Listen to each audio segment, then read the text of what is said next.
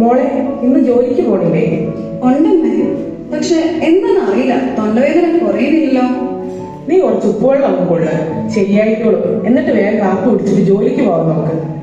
ശരി ചേച്ചി, എനിക്കൊരു 1000 രൂപ കോളേജ് ഫീസ് അടയ്ക്കാൻ തരണേ. നോക്കട്ടെ, നിനക്ക് വൈകുന്നേരം മതിയോ? ആ മതി. രംഗം 2, ക്രിസ്റ്റീനയുടെ ഓഫീസ്.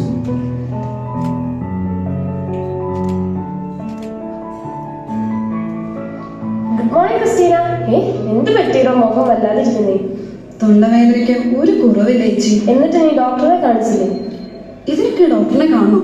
കഴിഞ്ഞ ആഴ്ച മുതൽ നീ പറയുന്നത് നീ തൊണ്ടവേദനയാണ്, ഇതുവരെ മാറിയില്ല. വേഗം പോയി ഡോക്ടറെ കാണിക്കും. ശരി. രംഗം 3, ENT ഡോക്ടറുടെ OP.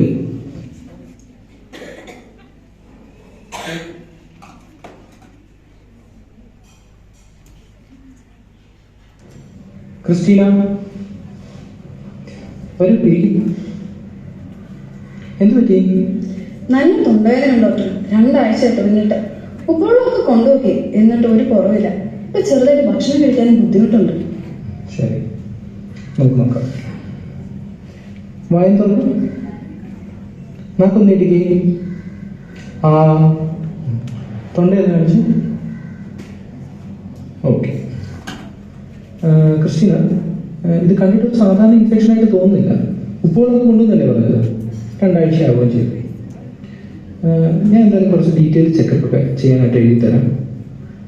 ഒരു സ്കാനും ഒരു ബയോപ്സിയൊക്കെ എടുക്കാം. സ്കാൻ? അതെന്തിനാ ഡോക്ടർ? പേടിക്കാനൊന്നുമില്ല. തൊണ്ടയുടെ അവിടെ ഒരു ചെറിയൊരു അബ്നോർമൽ ഗ്രോത്ത് കാണുന്നുണ്ട്.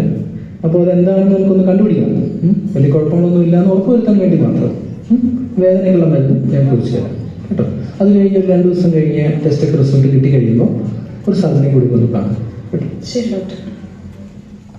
രംഗം 4, ക്രിസ്റ്റീനയുടെ വീട്.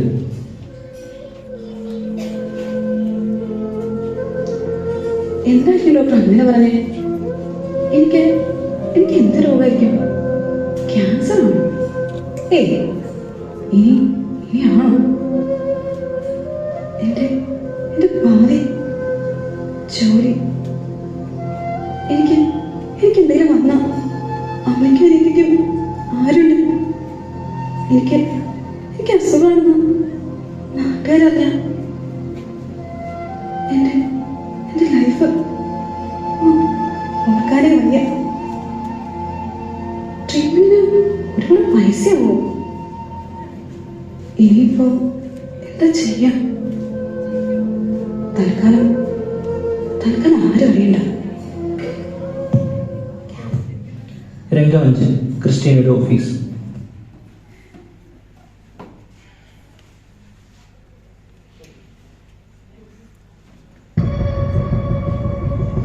എന്ത് പറ്റി ക്രിസ്റ്റി? ഇതിപ്പോ കുറച്ച് ദിവസമായി ഇങ്ങനെ ഒരേ ഇരിപ്പിരിക്കാൻ തുടങ്ങിയിട്ട്. എന്ത് പറ്റി നിനക്ക്? തൊണ്ടവേദനയ്ക്ക് കുറവൊന്നുമില്ലേ? ഡോക്ടറെ കാണിക്കണം ഞാൻ പറഞ്ഞില്ലേ? കാണിച്ചില്ലേ നീ? ഒന്നുമില്ല ചേച്ചി. എന്താന്ന് പറ. ഒന്ന് പോയി തരാമോ? എനിക്കപ്പോ സമാധാനം ഉണ്ടാവും. നീ എത്ര ദേഷ്യപ്പെട്ടാലും ശരി, കാര്യം എന്താന്ന് എനിക്കറിയണം. നീ ഇങ്ങനെ ഇരിക്കുന്നത് കാണാൻ വയ്യാത്തോണ്ടല്ലേ ഞാൻ ഈ പുറകെ നടന്ന് ചോദിക്കുന്നത്. ഞാൻ നിന്റെ അമ്മയെ വിളിക്കട്ടെ എന്ന്. എന്നിട്ടിപ്പോ അമ്മ വിളിക്കണേ? വിളിക്കണ്ട. അതെന്താ അമ്മ അറിയാത്തൊരു പുതിയ പ്രശ്നം നിനക്ക്?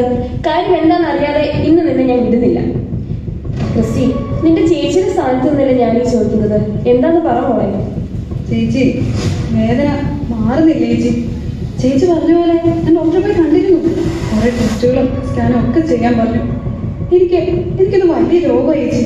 എനിക്ക് ആകെ പേടിയാകും. ഇപ്പൊ ഭക്ഷണം കഴിക്കാൻ കൂടി പറ്റുന്നില്ല. എനിക്ക് എന്താണ് ചെയ്യേണ്ടതെന്ന് അറിയില്ല ചേച്ചി. എന്റെ അമ്മയെങ്ങാനും ഇതിനെ പറ്റി അറിഞ്ഞാൽ തകർന്നു പോകും. എനിക്ക് ആരുമില്ല ചേച്ചി. അയ്യേ, കാര്യമില്ലേ നീ ഇങ്ങനെ? ഇത്ര മോളായി നീയാണ് ഇങ്ങനെ പെരുമാറുന്നത്? ഡോക്ടർ പറഞ്ഞ ടെസ്റ്റുകളൊന്നും നീ ചെയ്തില്ലല്ലോ. പിന്നെ എങ്ങനെ അതിന് വലിയ രോഗമാണെന്ന് നീ അറിയുന്നത്? ഞാൻ പറയുന്നത് ശ്രദ്ധിച്ചു കേൾക്കുക. നിനക്ക് എല്ലാവരും ഉണ്ട്. അമ്മയുണ്ട്, അനിയത്തിയുണ്ട്, പിന്നെ ഞാനും ഇല്ലേ നിന്റെ കൂടെ. ഞാനും വരാൻ നിനക്കൊപ്പം. നമുക്ക് ഒരുമിച്ച് പോയി ഡോക്ടറെ കാണാം, ടെസ്റ്റുകളൊക്കെ ചെയ്യാം. നീ ധൈര്യമായിരിക്കും കേട്ടോ. ശരി ചേച്ചി. രംഗം 6, സർജന്റെ OP.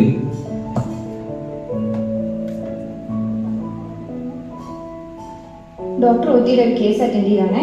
ഇപ്പൊ വരും.